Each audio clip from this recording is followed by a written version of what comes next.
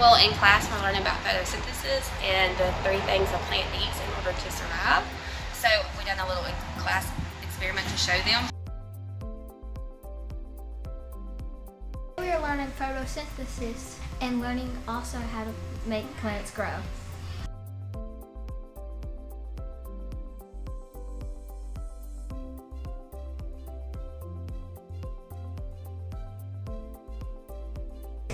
We studied photosynthesis and we put plants in different parts of the room. Some had no water, some had no sunlight, and some had no carbon dioxide. Got plant A that I gave water to, sunshine, and carbon dioxide. Plant B took away the carbon dioxide.